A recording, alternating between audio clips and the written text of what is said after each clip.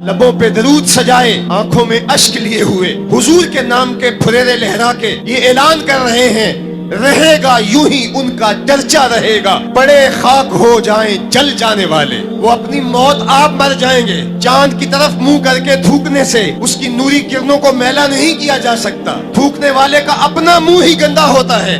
مدینے کا چاند کل بھی روشن تھا، مدینے کا چاند آج بھی روشن آیا تھا کہ سر عام یوں توہین اور تنقیص ہوتی ہو پیغمبر حسن اور پیغمبر جمال کی، اور پھر 1.40 کروڑ انسان دنیا کے اوپر بستے ہوں، یہ بھی زمانے نے دن دیکھنے تھے۔ تو امت مسلمہ کی موت واقعہ ہو جائے اگر حضور علیہ السلام کی توہین باقی رہتی ہے، اس لیے امت کو پوری قوت کے ساتھ کھڑا ہونا ہے اور اپنے نبی علیہ السلام کی توہین کا بدلہ لینا ہے، اور یہ ممکن نہیں ہے جب تک جو ہے وہ ہم پوری دنیا کے اوپر غالب نہ ہوں۔ اللہ تعالیٰ امت کو وہ دن نصیب فرمائے کہ امت کا غلبہ اللہ تعالیٰ نصیب فرمائے۔ اس وقت ہمارا المیہ یہ ہے کہ ہمارے پاس عالم لیڈر کوئی نہیں ہے، عوام کے جذبے یقیناً دیکھنے کے۔ سیریا کے بچوں کو میں نے دیکھا کہ وہ چھوٹے چھوٹے بچے، انہوں نے ہاتھوں میں کتبہ پکڑا ہوا ہے، اور میں اس منظر کو دیکھ کر کے کتنی دیر تک سکتے میں رہا۔ اس کے اوپر لکھا ہوا تھا اقتلونا ولا تسبوا لنبینا، ہمارے ٹکڑے کر دو لیکن ہمارے نبی کو گالی نہ دو۔ ان بچوں کے درد کی کہانی کلیجے چیر رہی تھی۔ یہ محبتوں کا عالم، وہ اقبال نے کہا تھا چمن میں رخت گل شبنم سے تر ہے، چمن میں رخت گل شبنم سے تر ہے، سمن ہے سبزہ ہے باد سحر ہے، مگر ہنگامہ ہو سکتا نہیں گرم، یہاں کا لالا بے سوز جگر ہے۔ اس وقت امت بے امام ہے، امت کے پاس جو ہے وہ کوئی ایسا شخص نہیں ہے جو امت کی رہنمائی کرے، ملک بھی خالی ہیں اور عالمی لیول پہ بھی ہم کسی امام سے محروم ہیں۔ اللہ نے وہ دن نصیب کرنے ہیں، ہم صفے سیدھی کریں، بس ہمارا کام اتنا ہے۔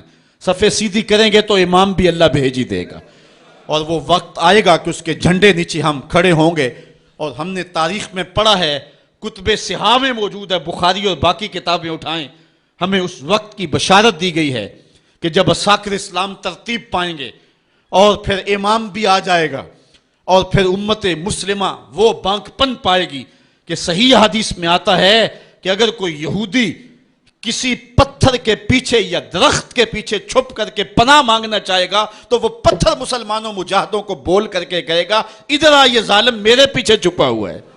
وہ دن بھی اللہ تعالیٰ نے ہمیں دکھانے ہیں، اور پوری امت کے اوپر جھنڈا جھولے گا تو آمنہ کے لال کا ہی جھولے گا انشاءاللہ۔ آ ملیں گے سینہ چاک آنے چمن سے سینہ چاک، بزم گل کی ہم نفس باد صبا ہو جائے گی، شبنم افشانی پیدا کرے گی میری سوز و ساز، اس چمن کی ہر کلی درداش نہ ہو جائے گی، آسمان سحر کے نور سے ہوگا آئینہ پوش، ظلمت رات کی سیماب پا ہو جائے گی، شب گریزاں ہوگی آخر جلوہ خورشید سے، یہ چمن معمور ہوگا نغمہ توحید سے۔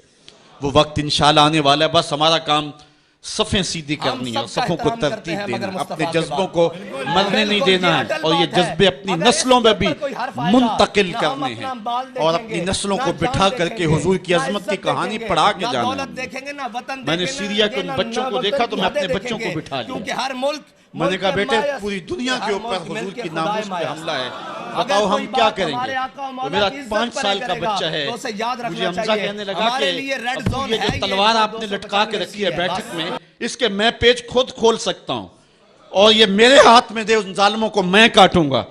میں نے کہا بیٹے مجھے یہی تجھ سے توقع تھی، اس لیے کہ تیرے جسم کے اندر خواجہ دین محمد مصطفی کی غیرت کا خون دوڑ رہا ہے، اور انشاءاللہ یہ ہماری نسلیں اٹھیں گی اور اسلام کے غلبے کا خواب ہم شرمندہ تعبیر کریں گے انشاءاللہ۔ تو اپنے بچوں کو بٹھائیں اور ان کو بتائیں، اور ان کو حب رسول کے جام پلائیں، اور ان کے اندر محبت رسول انڈھیل دیں، اور ان کے سینے کے اندر یہ حرارت پیدا کر دیں، اور وہ امت کے لیے اور نام محمد کے لیے ہر قربانی دینے کے لیے آمادہ ہو جائیں۔ انشاءاللہ وہ وقت دور نہیں ہے جب پوری دنیا کے اوپر اسلام کا جھنڈا جھولتا ہوا نظر آئے گا۔ ہم نے اپنے جذبوں کو بہر صورت بیدار رکھنا ہے، اور اگر انہوں نے توہین کی زبان کھولی ہے تو کروڑوں انسان حضور کی مدح میں زبانیں کھول لیں، صبح و شام وظیفہ درود و سلام کا لبوں پہ جاری کر لیں، اور حضور کے نام کا جھنڈا اٹھائیں۔ یہ گلیوں میں، یہ چوکوں میں، یہ بازاروں میں یہ احتجاج، یہ تو ایک معمولی کیفیت ہے. ہم تو اس سے آگے بھی اگر ہم بے بس ہیں، کر کچھ نہیں سکتے. سچی بات ہے، ہمارے اندر جو جذبوں کی کائنات ہے ان کو کچا چبا جائیں کہ جنہوں نے میرے آقا حضور نبی رحمت کی توہین اور تنقیص کی ہے. اس لیے جو ہم سے بن پڑا، جو ہم سے ہو سکا، ہم نے وہ ضرور کرنا ہے. وہ کیا کہا تھا سودا نے کہ مجنو لیلا سے بازی نہ لے سکا پر سر تو دے سکا. کس منہ سے کرتے ہو دعویٰ عشق سودا، تم سے تو یہ بھی نہ ہو سکا. ہم نے دیکھنا ہے کہ ہم کیا کرتے ہیں، اس حوالے سے ہمارے جذبات کیا ہیں. مجھے یاد آئی آج عمارہ، سارا دن آج عمارہ کی کہانیاں میرے ذہن میں گردش کرتی رہی. عمارہ غزوہ احد کی نامور مجاہدہ ہیں کہ جب بھگدڑ مچی اور کچھ تو خون ہونے لگا اور عجیب کیفیت بن گئی، تو اس وقت حضرت عمارہ خاتون ہیں جو اس جنگ میں ساتھ آئی تھی. کس کام کے لیے آئی تھی؟ کہ کوئی زخمیوں کی مرہم پٹی کروں گی. لیکن جب دیکھا کہ حضور تنہا ہیں اور تیروں کی برسات ہو رہی ہے، عمارہ تلوار لے کے میدان میں آ گئی. اور حضور نبی رحمت نے فرمایا کہ میں جدھر دیکھتا تھا مجھے عمارہ ہی نظر آتی تھی. اگر ادھر سے حملہ ہوتا آگے عمارہ کھڑی ہوتی، اگر ادھر سے حملہ ہوتا تو عمارہ کھڑی ہوتی. میں کہتا عمارہ تیرے نام پہ میری نسلیں قربان، جس نے محمد عربی کی آبرو کا پہرا دیا. اللہ اکبر. تمہارے جذبے سچے ہیں انشاءاللہ. شاید مغرب کو بھول ہو گئی ہے. یہاں ایک ایک بچہ غازی علم الدین ہے، ایک ایک بچہ عامر چیمہ ہے. یہ سعادت مندیوں کا سفر ہے. یہ مغرب کو بھول ہو گئی ہے. اس نے کس قوم کو چھیڑا ہے؟ ان کی غیرت مری ہوئی نہیں ہے. انہوں نے کچوکے دیے، زخم دیے، امت کو معاشی بحران میں مبتلا کر دیا. روز پیٹرول کے بم ہمارے اوپر گرتے ہیں لیکن ہم کبھی میدان میں نہیں آئے. لیکن سارے معاملات کے اندر ہم کمپرومائز کر سکتے ہیں، کمزوری بھی دکھا سکتے ہیں. اگر اس عنوان سے ہم کمزوری دکھائیں، ہمارا بچتا ہی کچھ نہیں ہے. ہمارا سب کچھ نام محمد ہے. ہم نے ہر دور میں تقدیس رسالت کے لیے وقت کی تیز ہواؤں سے بغاوت کی ہے. چھوڑ کے سلسلہ رسم سیاست کا فسوں، بس ایک نام محمد سے محبت کی ہے. ہم نے عہد غلامی کرنا ہے حضور علیہ السلام کے نام سے، اور انشاءاللہ یہ ہماری سعادت مندی ہے. ورنہ ہم نے وہ زمانہ بھی دیکھا ہے جس زمانے میں کوئی ایسا متنفس نظر نہیں آتا تھا جو حضور کے نام کا جھنڈا اٹھائے. یہ تاتاریوں کا دور ہے، جب بغداد کو اجاڑا گیا، امت کے سر کاٹے گئے، اور یہ حال تھا کہ منگول سردار نے کہا کسی مسلمان کا سر لاؤ، اپنے فوجیوں کو کہا، نہیں تو تمہارا سر کاٹ کے لگائیں گے. ایک مینار تعمیر کرنا ہے کھوپڑیوں کا. اور پھر مسلمانوں کا پتہ ڈھونڈتے ہوئے لوگ ہاتھ میں پیسے لے کے گھومتے تھے کہ کسی مسلمان کا پتہ دے دو، اس کا سر کاٹیں ہم. لیکن مسلمان ملتا نہیں تھا. کاٹ دیے گئے. دجلہ 3 دن تک خون بن کے بہتا رہا. یہ ہماری تاریخ ہے بغداد کی. اور پھر دجلہ کا بند توڑ دیا گیا.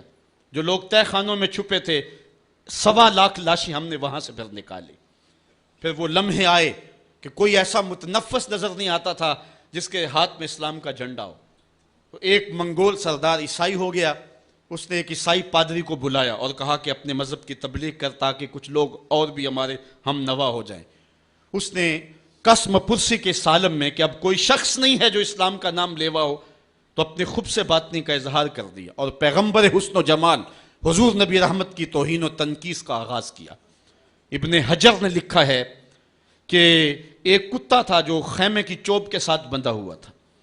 جب اس نے توہین کا آغاز کیا تو اس نے بھونکنا شروع کر دیا.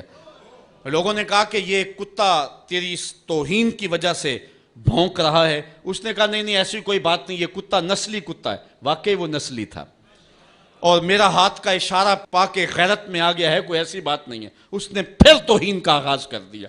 تو ابن حجر نے لکھا ہے کہ اس کتے نے زنجیر تڑوا کر کے اس پادری کے گلے میں جا کے دانت گاڑ دیے اور چھوڑا تب جب اس کو واصل جہنم کر دیا. اس منظر کو دیکھ کے 70,000 اس فوج کے سپاہی اسلام کے دامن میں آ گئے. اقبال نے اسی موقع پہ کہا تھا، تو نہ مٹ جائے گا ایران کے مٹ جانے سے، نشائے میں کو غرض نہیں پیمانے سے، ہے ایاں یورش تاتار کے افسانے سے، پاسباں کعبے کو مل گئے صنم خانے سے.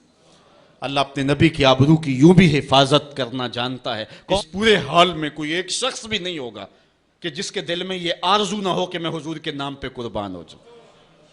ایک ایک شخص کے سینے کے اندر، میں سمجھتا ہوں میرا ہی سینہ ہے، لیکن نہیں، ہر شخص کا سینہ یہی ہے، اور ہر شخص کے اندر کے جذبات یہ ہیں. یار یہ دھڑا کیا ہے زندگی میں حضور کے بغیر؟ سب کچھ حضور ہی ہیں، اور ہماری زندگی کا سب سے قیمتی اثاثہ حضور کی ذات ستودہ صفات ہے۔